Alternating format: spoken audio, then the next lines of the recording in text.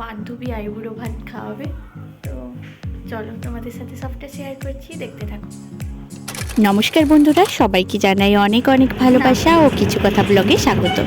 আজ আমরা দুজন মানে আমি আর আমার বোনু বেরিয়ে পড়েছি আমার এক প্রিয় বান্ধবীর বাড়ি যাওয়ার উদ্দেশ্যে। জায়গাটার নাম হচ্ছে সাকিরদা। পাঁশকুড়া বাস স্ট্যান্ড থেকে বাস ধরে প্রায় 1 ঘন্টা।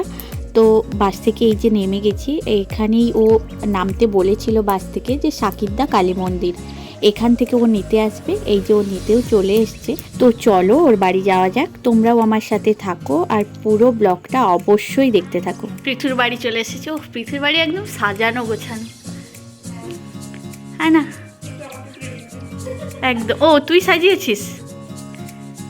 আমি ওর বাড়ি এই প্রথমবার এলাম, আমার তো অনেক ভালো লাগছিল, খুব সুন্দর সাজানো গোছানো দেখে। আসার সাথে সাথে প্রথমেই আমাদের কফি আর পিঠে দিল। আর কেন কি আগের দিনই পৌষ সংক্রান্তি ছিল, তারপরে লুচি মিষ্টি আর সাথে ছিল কড়াইশুঁটির তরকারি। ও জাস্ট দারুণ। খাওয়া দাওয়া শেষ করেই ও নিয়ে গেল ওদের পুরানো বাড়িতে। এসে দেখলাম যে সেই আগেকার পুরানো জমিদারদের বাড়ি। তো পুরানো সেই ধ্বংসাবশেষ দেখে তো ভালোই লাগলো। ভেতরে ঢুকেছিলাম, তোমাদেরও দেখাচ্ছি, চলো।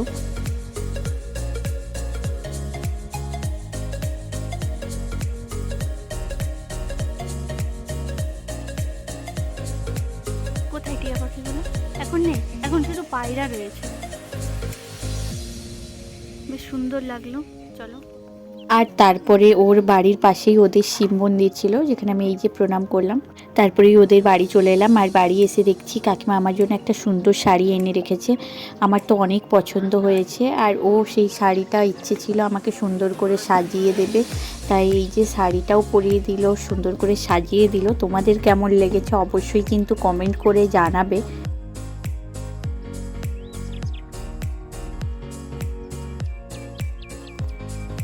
পুরো রেডি হয়ে গেছি, এই যে বনু। তো চলো, বান্ধবী আইবুড়ো ভাত খাওয়াবে। তো চলো তোমাদের সাথে সবটা শেয়ার করছি, দেখতে থাকো।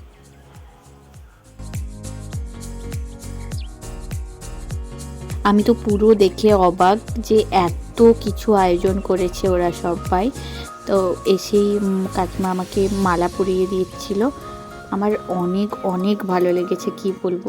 আমি সাধারণত আমার বান্ধবী বন্ধুদেরকে কখনো থ্যাংক ইউ জানাই না, কিন্তু এই অনুষ্ঠানটার জন্য ওকে প্রচুরভাবে থ্যাংক ইউ। আর শুধু ওকেই নয়, কাকু কাকিমা বনু সবাই এত আমাকে ভালোবাসা দিয়েছে, কি বলবো। সবাই একে একে করে পায়েস খাইয়ে দিচ্ছিল। মুহূর্তগুলো অনেক অনেক স্পেশাল আমার কাছে।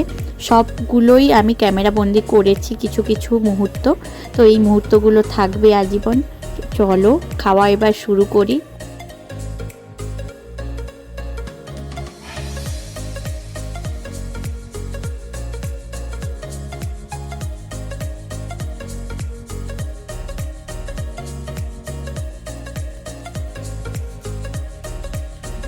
খাওয়া দাওয়া শেষ করে ছাদে এসেছি। চলো বান্ধবী, টাটা। বাড়ি ফিরবো একটু পরেই।